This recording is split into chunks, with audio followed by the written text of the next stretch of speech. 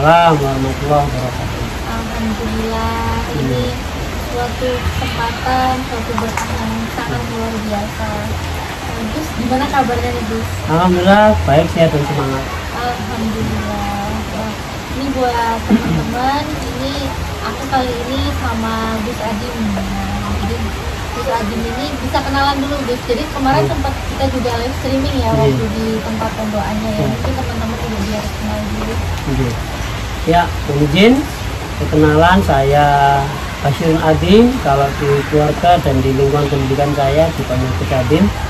Saya mengajar di sebuah lembaga pendidikan yang bernama Yayasan Pondok Pesantren Sumber Pendidikan Mental Agama Allah. Lokasinya di Desa Turi, Kecamatan Turi, Kabupaten Lamongan, Jawa Timur.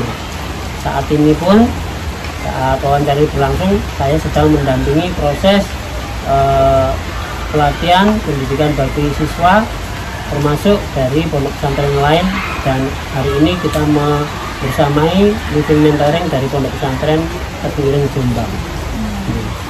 Tebu Ireng juga ya. Nah, jadi ini aku juga karena ada embel-embel dari Tebu Ireng ya Gus ya.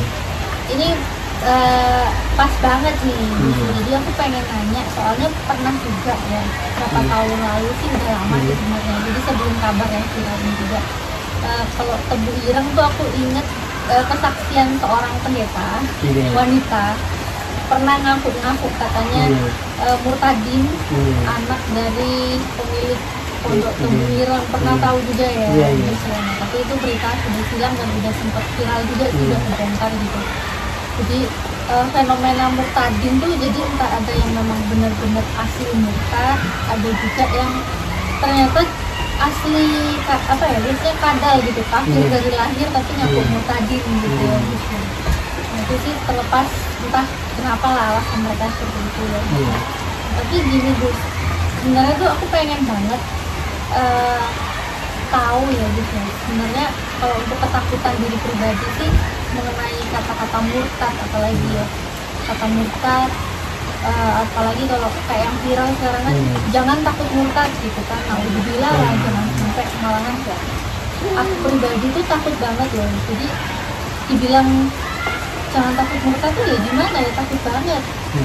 Kayak ngucapin Natal aja gitu ya, keluargaku aja kan yang lama kan masih Kristen gitu ya Gus ya. Jadi untuk hari raya Natal mereka merayakan, aku aja takut mengucapin selamat Natal. Nah, karena takut jangan-jangan murtad nih gitu, karena kan memang ada berbeda pendapat ya. Ada yang bilang katanya nggak apa-apa, ada yang bilang jangan gitu kan. Tapi aku karena takut, tetap pendirianku aku nggak bakal ngucapin selamat Natal karena takut tergolong murtad gitu ya Gus ya. Nah, terus ada juga sebenarnya banyak sih kayak sholat gitu ya Gus ya, ninggalin sholat berapa kali gitu katanya bisa murtad. Nah itu, nah udahlah, jadi aku takut banget gitu Gus ya. Entahlah, tapi kenapa kok sampai ada yang seorang tokoh ya, ini juga tokohnya juga banyak yang kenal juga sekarang karena lagi viral-viralnya juga ya. Mungkin teman-teman juga pasti udah banyak yang tahu juga. Dia bilang jangan takut murtad. Terus fenomena orang-orang pun banyak kesaksian yang bangga banget murtad gitu. Nah, mengenai kata murtad sendiri atau enggak pemurtatan gitu ya gitu. Sampai ada kalimat slogan jangan takut murtad. Itu menurut tanggapan Gus Adim sendiri gimana Gus? Ya, mohon izin menanggapi adanya fenomena seperti yang disampaikan Mbak tadi. Pertama, kita sebagai umat beragama di Indonesia khususnya, kita sudah diakomodir oleh negara, oleh bangsa ini dengan prinsip Pancasila. Artinya dalam hal kita berbangsa, bernegara itu punya landasan hukum dan prinsip yang sudah jelas dimufakati. Yaitu sila pertama adalah ketuhanan Yang Maha Esa. Di sana menyaratkan semua yang mau tinggal dan berwarga negara Indonesia itu beragama. Di situ juga tersirat bahwa orang yang tidak beragama dan bertuhan itu tidak berpancasila. Apapun agamanya, asalkan mengakui adanya Tuhan dan memahami Pancasila mulai dari sila pertama sampai terakhir sebagai jabaran dari beragama dan bertuhan, berarti kita sepakat untuk berbangsa bernegara Indonesia. Itu yang pertama. Nah, dalam Islam saya memahami bahwa setiap orang beragama itu hak yang melekat privat, artinya tidak bisa dipaksa-paksa dan sangat bersifat sukarela. Makanya dalam pemahaman saya yang terbatas ini, la ikraha fiddin, tidak ada paksaan dalam beragama. Tapi ketika sudah memilih, kalau saya sebagai seorang muslim bersyahadat Rasulullah Muhammad, memilih sebagai keluarga muslim yang beritibak kepada Nabi Ibrahim, berarti saya harus total. Maka ketika sudah masuk la ikraha fiddin, maka untuk khulu fisilmi kafah. Ketika sudah masuk pada agama Islam, masuklah yang sempurna seutuhnya, jangan setengah-setengah. Ini yang disebut Islam kafah. Nah, maka ketika saya sudah percaya betul, yakin bahwa Islam adalah jalan hidup dan kebenaran, maka yang ketiga jawaban saya, ya sudah, mantapkan diri dengan nilai-nilai yang sudah diajarkan. Kalau kita memiliki kitab suci Al-Quran, amalkan secara simultan sampai nanti kita dipanggil wafat. Kalau kita punya Nabi Muhammad sebagai suri teladan, amalkan keteladannya mulai ucapan, pikiran, dan tindakan. Ukur beliau sebagai figur. Sehingga kemudian yang keempat, kalau sekarang ada berbagai fenomena yang viral, itu kalau jawaban saya memang sesuai. Ini mohon izin, tema dari kegiatan kita saat ini yang mengumpulkan para kader-kader santri ini adalah gini: santri tangguh survival spiritual menyiasati musuh dajjal digital. Ini agak melebar tapi insya Allah relevan dengan pertanyaan yang Mbak ajukan. Ya, ini gini, sekarang ini eranya digital, semuanya gampang viral, dan saya sendiri pribadi percaya ini adalah perang yang disebarkan dajjal. Dan dajjal itu kalau kita merujuk pada nubuat Rasulullah Muhammad memang akan datang pada akhir zaman. Ingat, satu aspek yang disebarkan melalui perang dajjal adalah decoy atau penyamaran dan pengecohan. Bisa jadi tokoh-tokoh atau yang sekarang sedang dibuat menjadi viral di penimbul situasi itu memang bagian dari operasi perangnya dajjal. Maka ini relevan. Terima kasih Mbak untuk pertanyaannya, karena saya saat ini bersama santri juga sedang menggiatkan kegiatan luar ruangan dengan tema itu tadi, santri tangguh secara sosial spiritual untuk menyiasati musuh dajjal digital. Nah, apalagi dengan konvergensi teknologi komunikasi ini, semua orang bisa berbicara menggunakan medium suara, video. Nah, itu buat saya ayo berhati-hati. Prinsip ketika mendengarkan, melihat, merasakan itu kalau di surat Al-Isra gini, A'udzubillahi minasyaitonir rajim, wala taqfu ma laysa laka bihi ilmun. Inna sam'a basara fu'ada kullu ulaika kana anhu mas'ula. Apapun yang kamu dengar, yang kamu lihat, kamu rasakan, itu semua ada permintaan tanggung jawab nanti pada saat di akhirat. Maka prinsip saya sebelum mengomentari hal ini tadi, ayo berhati-hati. Ini memang eranya era dajjal, dan itu menggunakan medium digital. Handphone kita, alat medsos kita, termasuk papan ketik jari yang kita lakukan setiap hari. Ayo berhati-hati. Jadi, nah, berikutnya mengerucut pada tentang fenomena yang sampai mengatakan bahwa jangan takut murtad. Ya, saya gini, setiap ada orang yang mengucapkan dan diklaim sebagai kebenaran, maka prinsip saya adalah saya tabayun dulu. Kalau memang ada tokoh yang mengatakan saya perlu hadir, kalau tidak bersua, begitu cara main. Saya tabayun, kamu maksudnya ngomong gitu gimana? Kalau sudah ada diskusi sampai misalnya titik temu, akan sampai pada tahap agree for disagree, setuju untuk tidak setuju, ya sudah selesai. Nah, kalaupun sampai nanti dia mengucapkan syarat jelas tegas bahwa murtad itu yang dimaksud keluar dari agama dan itu menganggapnya fenomena biasa, maka saya kembali pada keyakinan saya seorang muslim, saya percaya Islam itu adalah jalan lurus, satu-satunya jalan itu kebenaran, dan saya gini aja, hatu burhanakum in kuntum shadiqin. Buktikan ucapanmu jika kamu itu memang orang yang benar. Kalau memang dia mengatakan dengan percaya bahwa fenomena murtad itu hal biasa dan tidak usah ditakutkan, itu kamu murtad dulu aja. Tapi saya tidak. Saya berpegang teguh tegas kalau soal toleransi pada keyakinan dan yang bersifat imani, surat Al-Kafirun itu berlaku. Begitu. Jadi kayak sekarang ya Gus ya, perang-perang digital pun kan kita melihat ya kayak tadi Gus Adin bilang ya, kita harus berhati-hati juga ya, karena memang di media sekarang ya teman-teman ya, mau sosmed apapun kita lihat ya kayak gitu-gitulah yang muncul ya. Jadi mereka kadang juga bawa Al-Quran, ngaku-ngaku mukaddim gitu ya, bangga-banggain. Tapi setelah kita sebagai umat muslim kita cek dulu, jadi siapapun yang bicara, jadi nggak cuma murtadin ya Gus ya, bahkan orang pun yang katanya ngakunya Islam, kita harus cek juga apa yang dia bilang Gus ya, kebenarannya sesuai nggak dengan apa yang ada di dalam Al-Quran gitu. Jangan sampai kita hanya ngelihat oh ini seorang tokoh gini gitu, berarti kita bisa ikut, jangan gitu juga ya Gus ya. Kita harus sesuaikan dengan apa yang di dalam Al-Quran gitu ya Gus. Gus ini lagi nih kan kayak fenomena murtad yang lagi di lagi viral booming gitu, katanya jangan takut murtad.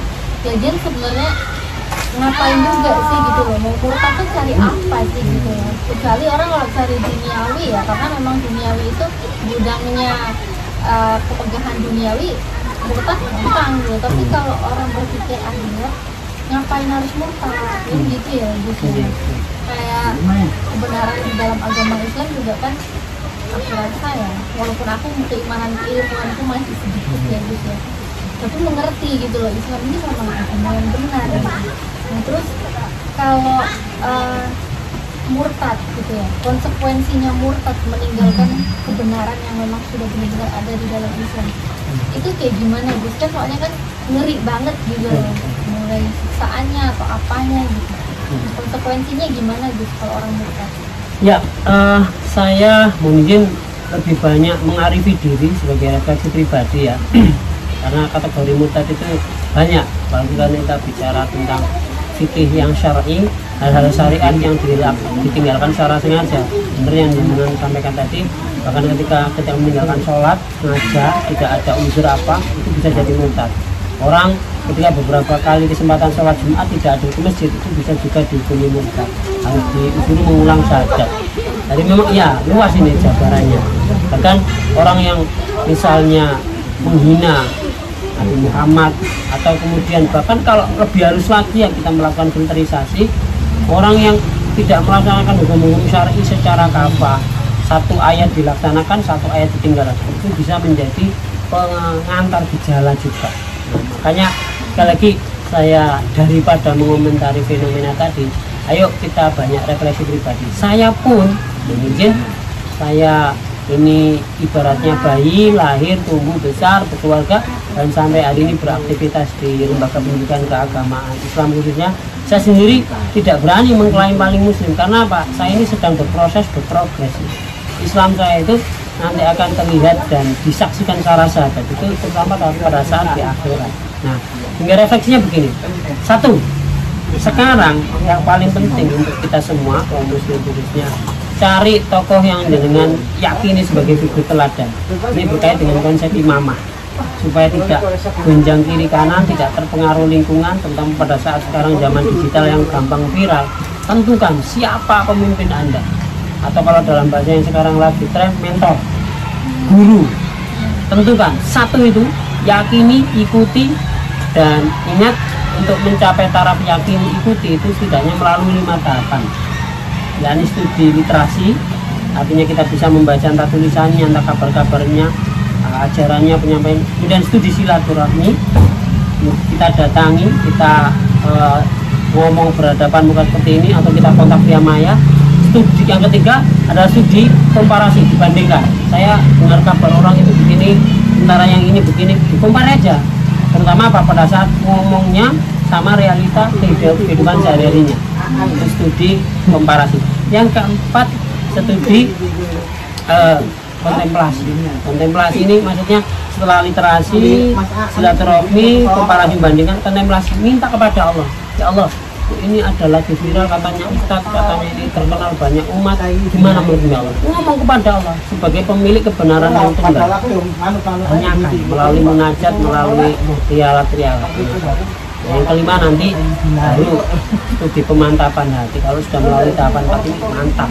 Sehingga ketika ada fenomena apapun, orang ngajak apapun, yang katanya ngajak murtad, yang ngajak sholat itu nggak ada kewajiban di Al-Quran waktunya, kita tuh nggak gunjing.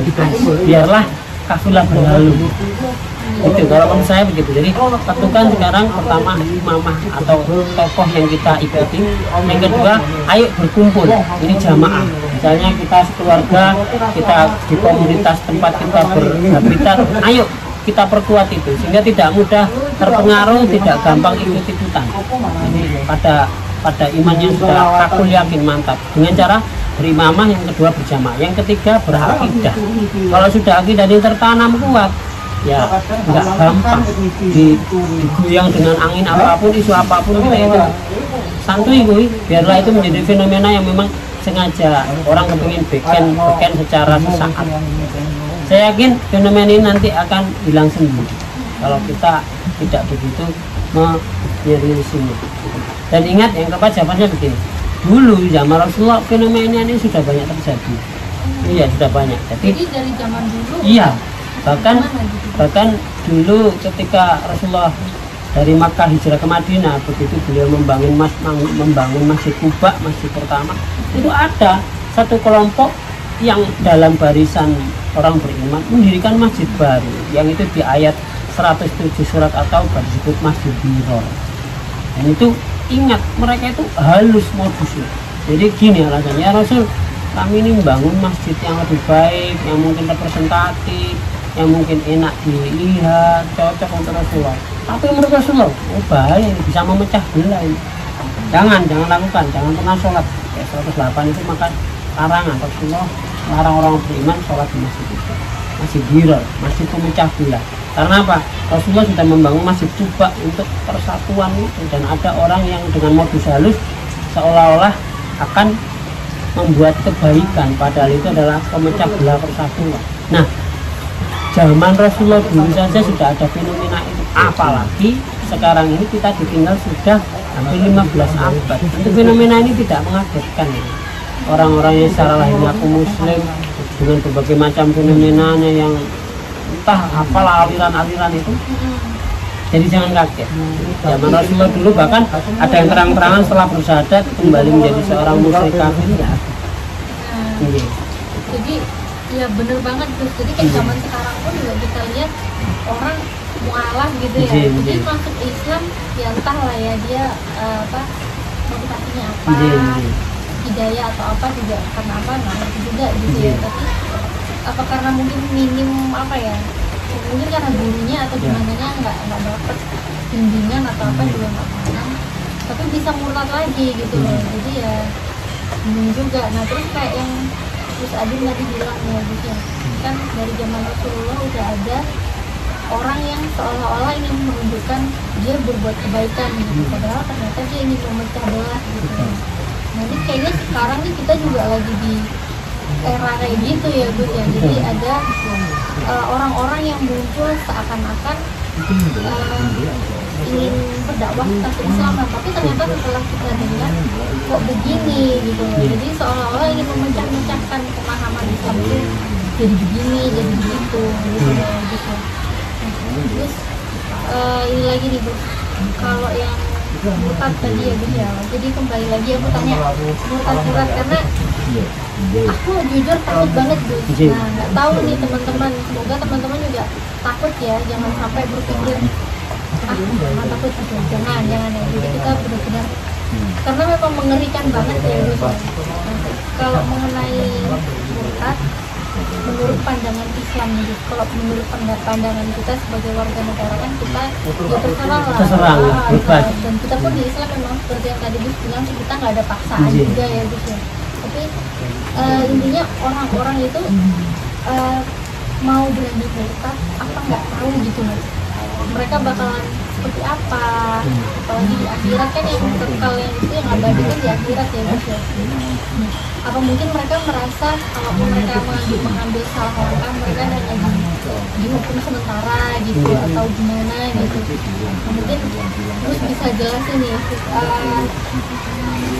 konsekuensinya kalau dia murtad di akhirat itu kayak gimana sih kan, soalnya di Al-Qur'annya juga banyak ya Gus ya dijelasin. Nah, kalau aku sendiri jelasin ya nggak mampu biar Gus Adimat yang jelasin. Oke, ya kalau kita sekali lagi kalau kita hidup sebagai penganut agama Islam atau muslimah itu nanti memang urutannya berlaku hukum-hukum secara kekeluargaan, secara kemasyarakatan, dan ada aspek-aspek yang harus kita sikapi hati-hati. Contoh ya, konsekuensi misalnya keluar dari agama, maka itu bisa memutus hukum waris, karena di dalam Islam kita ada hukum waris. Kalau memang keluar ya berarti nggak terikat dalam hukum itu lagi. Kalau ini bagian waris itu, iya. Bahkan nanti sampai tata cara peribadatan itu kalau memang dia mau bilang mendalik ya dari keluarga kita menyatakan terang-terangan itu mati ya nggak boleh kita sholati, nggak boleh kita rawat secara Islam, ya terserah. Dan sampai konsekuensinya misalnya yang sekarang biasanya kan lagi lata kalau ada kabar innalillahi Allahumma kullahu kabul, nggak boleh. Kalau memang kita benar-benar ingin konsisten dalam beragama nggak boleh, karena dia sengaja kafaru ba'da iman istilahnya, jadi kafir setelah pernah beriman. Itu jauh lebih berat daripada orang yang sejak awal kadal ya, kafir dari lahir. Itu lebih berat konsekuensinya. Iya, karena dia sudah pernah bersyahadat kepada Muhammad, menyatakan diri sebagai muslim lalu keluar. Itu konsekuensinya lebih berat daripada mati dalam keadaan kadal lagi. Konsekuensinya karena ini tadi seolah agama ini dijadikan main-main, gitu.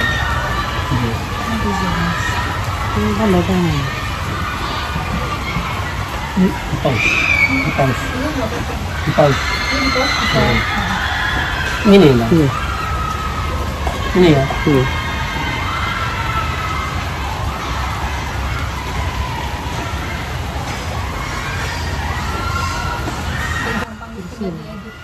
Siap.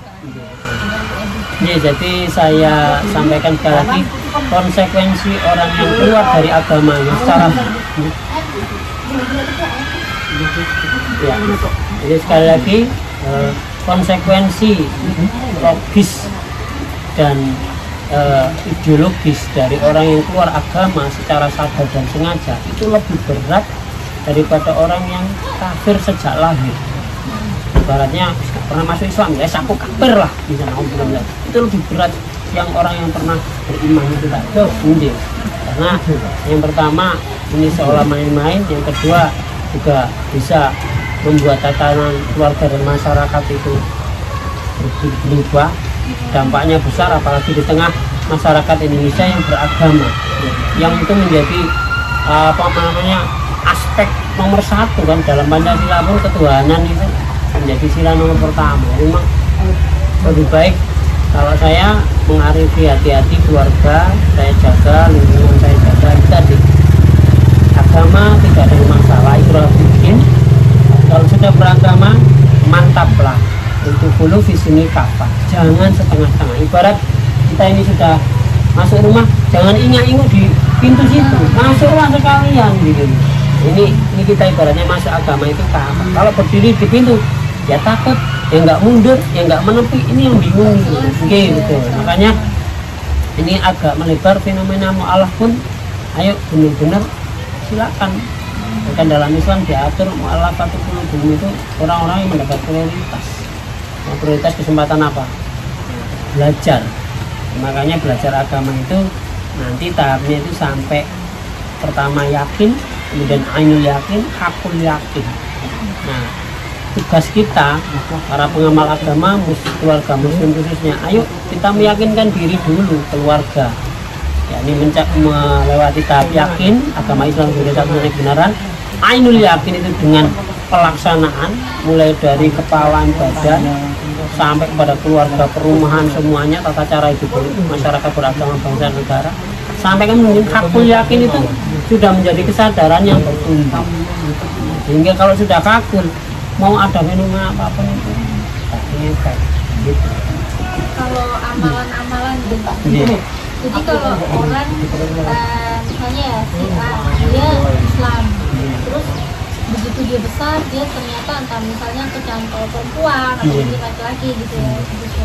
Terus dia jadinya murtad gitu. Nah, terus tapi dia setelah ternyata dikecewakan atau mungkin dia juga ternyata udah nggak cocok sama yang ini gitu, balik lagi ke Islam gitu ya. Jadi dia murtad terus balik lagi ke Islam, jadi dia entah apa mungkin amalan-amalannya dulu tuh waktu dia semasa Islam sebelum murtad hilang atau apa balik lagi atau kayak gimana sih Mas kayak gitu. Jadi biar orang juga nggak berani apa ya main-main dia nanti bisa balik lagi gitu.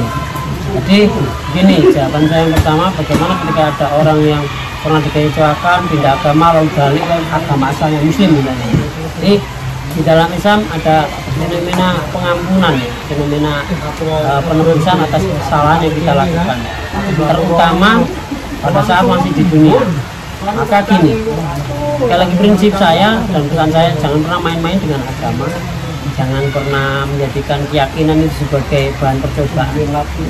Sekali berideologi mantaplah, atau bahkan kalau saya sekalian agnostik atau ateis daripada yang aku beragama tapi menggunakan berbagai mainan cara.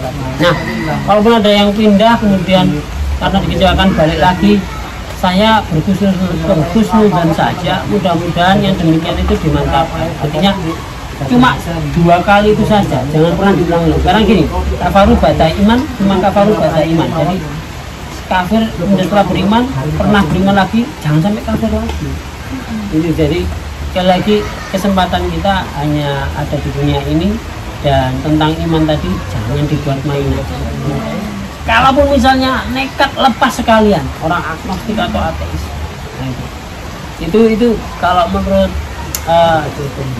pikiran dasar saya lebih saya hormati daripada orang yang pindah ke sini itu gak jelas. Jadi oke lah ada yang berpedoman tentang free thinker, bebas dalam berpikir, bebas dalam bersikap, dalam beragama juga sesuai seleranya.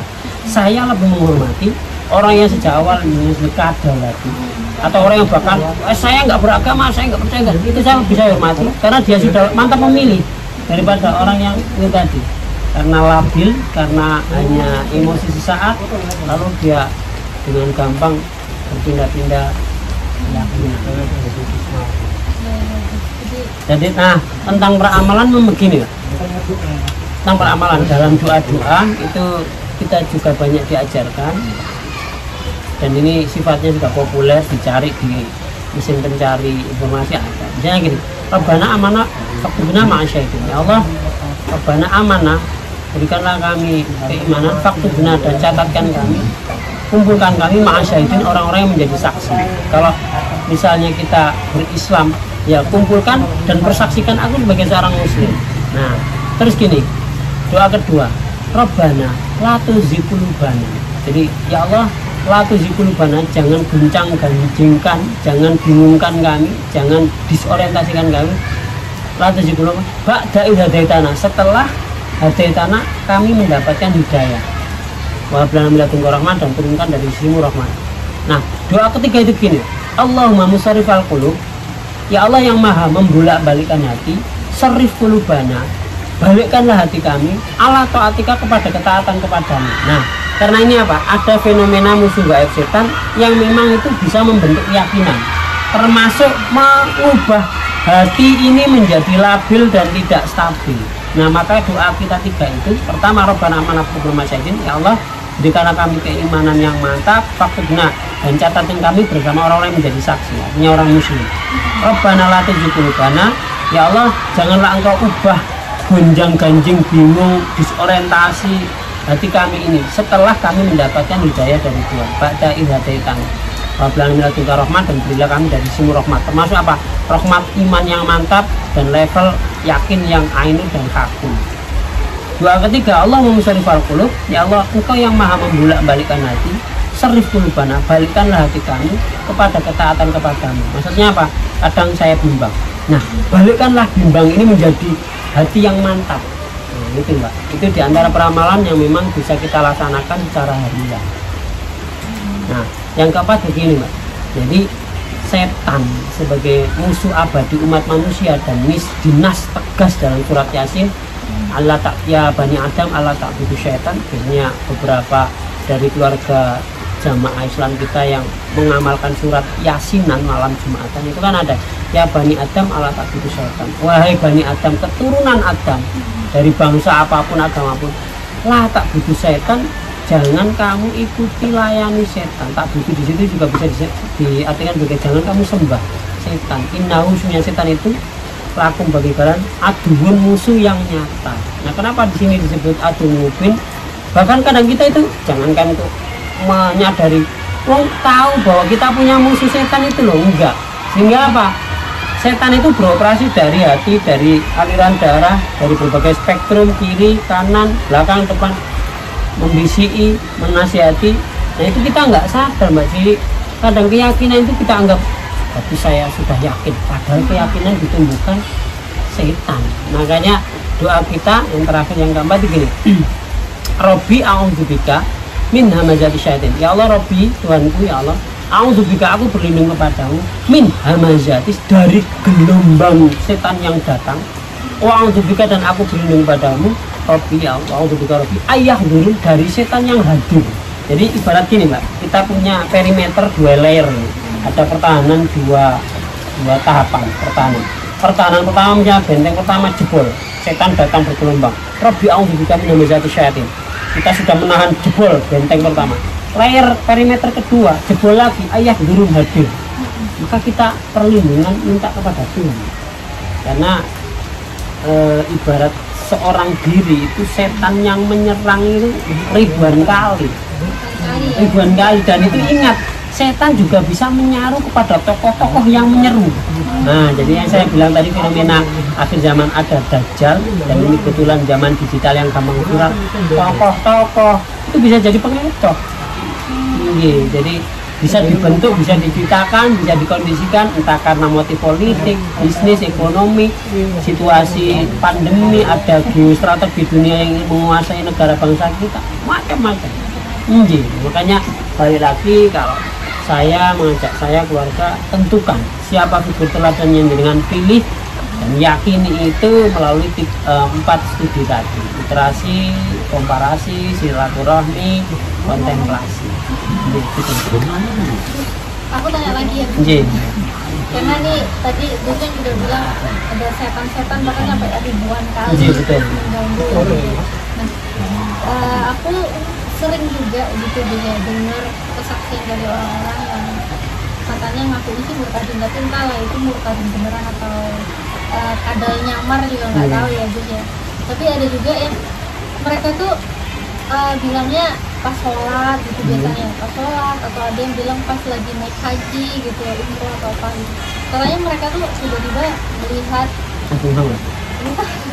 dia tak bisa melihat Yesus gitu. Nah, jadi katanya mereka tiba-tiba melihat, terus katanya ditunjukkan inilah, tunjukkan itu, terus jadinya mereka murtad gitu. Nah, sebenarnya yang mereka ngakunya gitu ya, katanya mereka ngakunya melihat Yesus, melihat Nabi Isa gitu. Terus mereka bikin sampai segampang itu langsung, oh berarti harus menyembah ini gitu. Itu gimana itu Gus? Apa itu bukannya itu tuh adalah godaan setan, godaan jin atau apa gitu Gus ya? Karena juga kalaupun misalnya dia seorang nabi gitu ya, nggak tahu lah ya, nabi menampakkan diri tapi ngapain gitu loh, menampakkan diri mereka siapa gitu kan, terus ngapain juga gitu loh. Jadi kalaupun misalnya mereka bilang itu adalah yang harus disembah, mereka kan katanya harus disembah Tuhan gitu ya gitu. Padahal kalaupun mereka dengan melihat itu Yesus, mereka bilang Yesus itu Tuhan, jadi mereka menyembah. Tapi lucu juga sih sebenarnya gitu ya, karena aku juga, karena ya aku dulunya Kristen ya gitu, jadi tahu juga fenomena-fenomena kayak melihat penampakan yang aku dulu tahunya itu Yesus gitu. Ya sering gitu dulu. Jadi kalau pas lagi ragu tentang ketuhanan Yesus, aku sering dulu masih Kristen melihat penampakan itu. Cuma karena teman-teman yang besar gitu kan, aku bilangnya sih, oh kamu video kadang dulu gitu, tapi karena dulu aku masih Kristen banget gitu. Tapi setelah aku udah mulai ngerti ini ternyata katanya jin ya, katanya ini gitu ya. Jadi pas udah masuk Islam pun kata teman-teman nanti bisa hilang sendiri gitu, jadi nggak bakalan lihat hal-hal kayak gitu. Nah itu gimana sih terus kok bisa sampai orang didatengin itu, dan aku ngalamin sendiri. Sekarang aku udah nggak pernah lihat kayak gitu gitu. Jadi gitu kan ujungnya kalau mereka nganggap itu Tuhan, tapi mereka kembali ke ajaran mereka ya. Kitabnya mereka sih ada Yohanes 5 ayat 37 ya. Itu kan sebenarnya Tuhan kan nggak bisa dilihat, nggak bisa didengar. Terus tapi kalau mereka katanya melihat penampakan Yesus, katanya nggak bisa nampak. Kok mereka menghindar. Nah itu gimana sih Gus juga? Soalnya jangan sampai lah kita umat muslim ternyata minim informasi tentang iman kita, atau tahu kayak gitu langsung percaya oh ini benar-benar Tuhan atau apa gitu. Jangan sampai gitu. Saya ini agak flashback ke belakang. Saya meyakini Allah sebagai Tuhan satu-satunya, Nabi Muhammad utusan Allah, dan Nabi Isa atau yang di agama lain disebut Yesus itu adalah seorang nabi, seorang Rasulullah dan hamba Allah. Terkait kalau kemudian beliau diposisikan sebagai Tuhan, itu wallahu alam, saya menghormati saja pilihan masing-masing yang beragama. Nah, kalaupun ada cerita atau pengalaman mistis spiritualis yang katanya diperlihatkan penampakan, maka saya balik yang saya sampaikan tadi, setan bersama sekutunya jin, dajjal, iblis itu bisa menyaruh apapun, bisa menyaruh apapun, bahkan Nabi Ibrahim itu pernah digoda oleh iblis yang menyaruh orang tua ketika Nabi Ibrahim hendak menyembelih putra Nabi Ismail. Perjalanan menuju penyembelihan itu banyak fenomena penampakan, dan karena Nabi Ibrahim terbimbing, maka setan-setan yang menyaruh-nyaruh tadi, yang ada yang menyaruh orang tua, wah Ibrahim, apakah kamu nggak kasihan, kamu katanya Nabi ku anak menyembelih anak sendiri, itu kan seolah-olah dosa loh, seolah kan benar secara logika. Dan penampakan itu bukan penampakan iblis yang nyerang orang tua yang sok bijaksana, tapi oleh Nabi Ibrahim karena diberikan wahyu oleh Allah dilempari batu, makanya ketemu dan sekarang menjadi rukun jumroh ini. Nah itu kan artinya bahkan Nabi sendiri dulu itu digoda dengan penampakan penyamaran setan. Nah apalagi sekarang, jadi ayo berhati-hati, apakah ada penampakan seolah-olah itu membentuk keyakinan, seolah-olah itu kebenaran yang diturunkan Tuhan, ayo hati-hati. Nah jawaban saya ketiga, makanya itu terbimbing. Kayaknya ini gini, mau izin saya cerita, ini kan temanya kan living mentoring. Ini maksudnya apa? Kita harus punya mentor, apalagi dalam kebenaran. Kalau dalam Islam itu kan menuju jalan lurus ini benar-benar harus fokus lurus, tidak bisa tolak-tolak. Karena apa? Di sepanjang jalan lurus ini banyak penyetohan, dan terutama oleh lawan setan, menyerupai sesuatu, bahkan menyerupai seseorang yang mirip, gampang banget. Jadi sekali lagi saya menyampaikan keberhati-hatian kita dalam menentukan iman, dan ingat iman itu bisa juga redup dan mati. Itu seperti cahaya, seperti lampu, kalau kita jaga mati, terutama oleh penyaruan, penyamaran.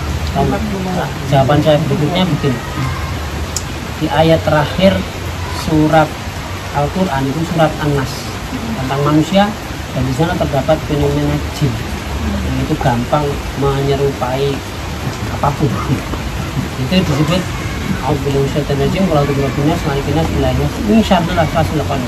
ya Allah, aku berlindung dari was-wasnya kita, termasuk apa? Fenomena yang sekarang lagi banyak terjadi, pengakuan, testimoni, ada yang katanya bisa mati hidup lagi. Wah, itu fenomena-fenomena yang memang bagian dari tanda akhir zaman. Jadi ayo kembali lagi berhati-hati, menjaga diri, keluarga, dan ingat kita harus punya mentor atau guru, punya orang yang kita jadikan sandaran ketika ada fenomena, kita mintakan jawaban. Kalau ada yang ngomong katanya bertemu Nabi ini, saya itu wallahu a'lam bishawab. Iya, ya, jadi sekali lagi nih buat teman-teman ya. Jadi guru pun tetap kita lihat juga gurunya ya, gitu. Karena dari zaman dulu pun ada orang yang bahkan sampai bang Ucit ya, gitu. Ternyata ada maksud terselubung yang ingin memecah belahkan gitu ya. Jadi kita harus hati-hati juga, milihnya harus yang tepat dan sesuai apa yang diajarkan ya, yang dalam Al-Quran gitu.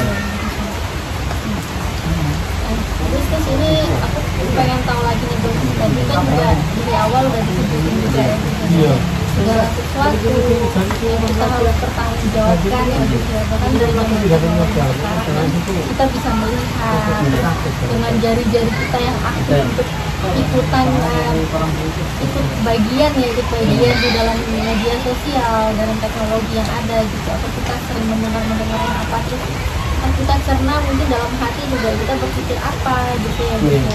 Nah itu gimana Gus untuk hal-hal seperti itu kita harus menyikapi gimana? Jadi teknologi semakin ke sini itu benar-benar seperti pisau tajam berbelah dua. Kalau kita menyikapinya sebagai orang dewasa akan bermanfaat, tapi kalau kita menyikapi seperti bayi akan jauh lebih tersesat. Itu bayi dipegangi pisau bahaya, bisa jadi musuh-musuh karena. Tapi kalau orang dewasa bisa untuk di dapur, bisa untuk pekerjaan sehari-hari. Teknologi apalagi dengan ketukan jari yang kemudian kita bisa viral menjadi berita yang mondial ya, itu benar-benar sekarang dosa atau pahala itu bergantung di 10 ini. Makanya begini, fenomena di surat Yasin lagi yang biasa kita baca malam Jumatnya gini, al-yawma nakhtimu ala afwahim wa tukallimuna aydihim wa tashhadu arjuluhum. Ketika mulut ini dikunci pada saat nanti akhirat, tangan dan kaki menjadi saksi. Tangan maksudnya ya termasuk bagian dari jari ini.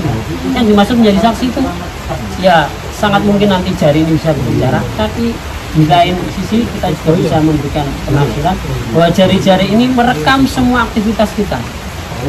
Merekam. Kalau secara Al-Quran di surat Al-Isra ini ada tergantung kitab yang merekam semua perbuatan bahkan pikiran kita terekam. Itu nanti akan dibuka pada saat di akhirat sebagai sebuah persaksian. Masing-masing pribadi membuka catatan itu. Nah, jari-jari kita ini sekarang sedang merekam. Ini ketik-ketik, ini ketik-ketik, itu semuanya direkam. Dan saya bahkan pernah membaca sebuah informasi, sebuah negara adikuasa itu mengembangkan data itu bisa direkam dalam buku ini. Kalau kita pernah hidup di zamannya Cakram ya, di CD dulu, compact disc, itu kan media perekam penyimpannya kan di sinar laser ini, di lingkar Cakram. Nah, ternyata Amerika kalau nggak salah itu pernah mengembangkan dan berhasil menyimpan data itu di buku ini, di sinari laser. Nah berarti kan manusia saja sudah bisa merekam informasi di bagian dari jari-jari, apalagi kekuasaan Tuhan. Nah makanya saya sendiri, keluarga saya dan bapak ibu semuanya para pemirsa yang menggunakan teknologi komunikasi ini, ayo ini nanti berbicara menjadi saksi atas perbuatan kita dan hubungannya dengan murtad tadi. Jangan-jangan atas apa yang kita lakukan ini bisa menjadi pengantar berita. Makanya berhati-hati sebelum melihat orang lain murtad, kita berlindung, diantaranya berhati-hati terhadap pemakaian jari ini.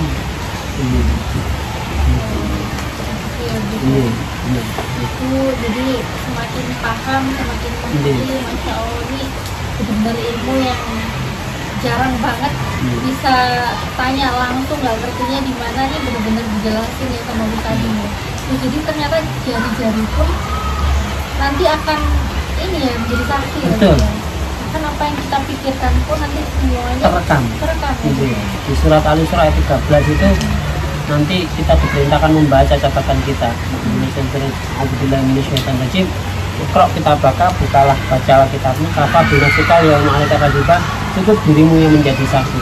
Jadi ini agak melebar tapi masih relevan dengan topik yang kita bahas tentang digital, tentang baca. Ini badan kita ini kan ibarat komputer, Pak.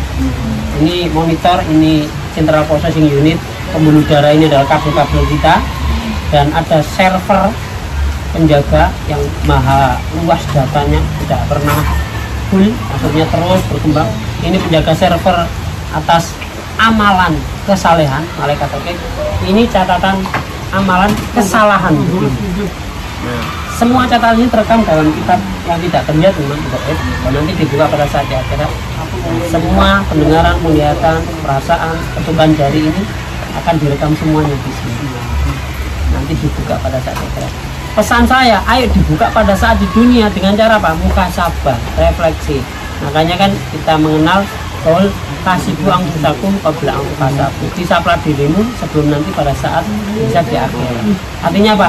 Mumpung kita masih hidup ini, saya ngajak saya, Mbak, keluarga kita semua, ayo sering-sering membaca pada catatan saya ini. Hari ini misalnya ya, saya ini noleh ke kanan catatan amalan baik saya gimana, catatan kiri saya gimana.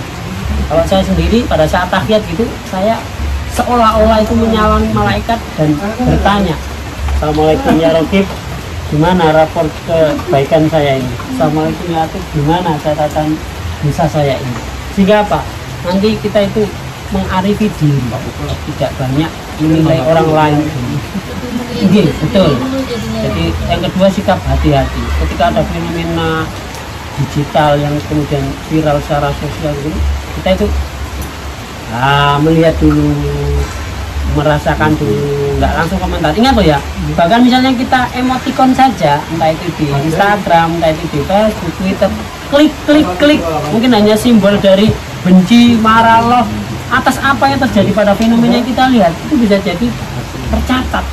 Jadi kadang-kadang kan hanya latak klik, saset, padahal itu punya konsekuensi besar. Makanya gini Mbak, ini untuk closingnya gitu ya. Kalau ada fenomena yang membuat kita takut seperti orang yang ngomong, apa murtad itu biasa, kenapa takut? Ya sudah, kita close saja. Jangan komen, jangan klik, jangan juga sampai pada memviralkan. Ya contohnya, saya ini kepingin tanya di forum ini, di grup WA ini. Kita nge-share itu sama dengan mempopulerkan dia dan membuat orang lain tambah semakin takut. Kita heningkan saja, kita senyapkan dia, biar nanti mati sendiri. Menurut saya gitu aja. Karena di zaman ini memang teknologi komunikasi terutama media sosial itu dibuat senjata penghancur massal. Karena cepat banget langsung keluar. Iya, betul. Kemana-mana gampang. Betul. Dan secara sepihak justru orang yang tadi nobody, orang yang tadi itu dibuat menjadi terkenal oleh jari-jari kita. Iya.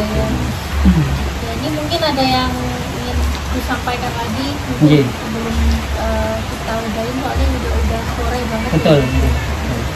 Ya.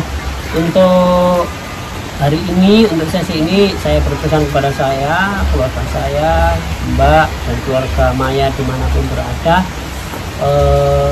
mari terus yang pertama gantungkan harapan dan pertolongan kepada Tuhan. Terserah jenengan mau beragama apa, tapi bagi saya dan keluarga muslim, keluarga saya juga, ayo mantapkan hati, diantaranya ketika membaca surat Al-Fatihah, surat Al-Mustaqim, iya karena berdua, iya karena saya.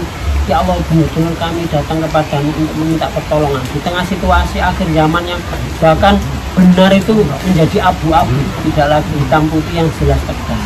Orang bisa ngomong benar tapi salah, orang yang benar bisa disalahkan. Itu zaman sekarang, maka pertolongan kita hanya Tuhan. Yang kedua, ini benar-benar saya sebut sebagai dajjal digital. Perangnya itu benar-benar menggunakan media sosial.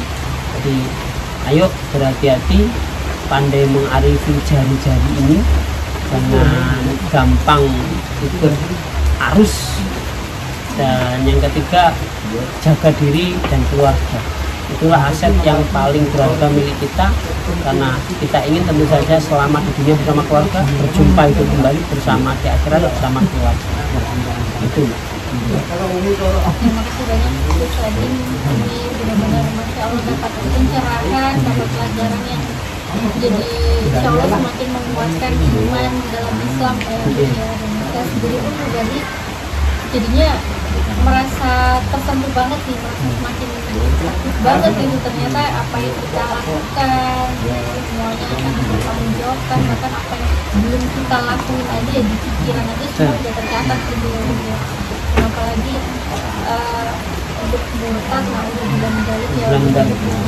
Jadi semakin jelas lagi dan semakin merasakan ini butuh banget pertolongan dari Allah supaya hati ini nggak tersesat gitu guys. Kita kan alhamdulillah dari yang dulu terus Allah sudah curahkan hidayahnya kepada Hmm, saya kan iya. sudah masuk Islam tuh Iya. anugerah yang paling apa ya, paling mahal banget, Betul. anugerah besar banget gitu, karena memang saya sendiri sudah apa ya, merasa ya gitu, merasakan nikmat yang paling besar itu hanya di satu saja.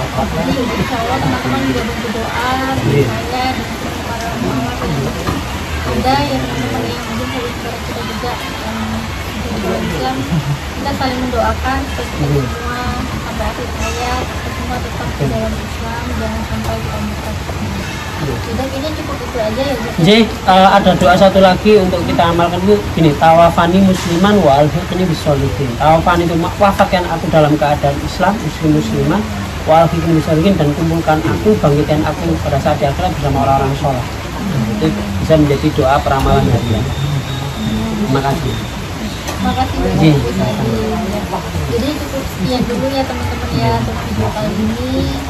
Kami semua mengucapkan terima kasih dan kami mohon maaf bila ada salah-salah kata, itu semua mungkin datang dari kami. Namun bila ada baiknya itu semua hanya datang dari Allah Subhanahu wa Ta'ala.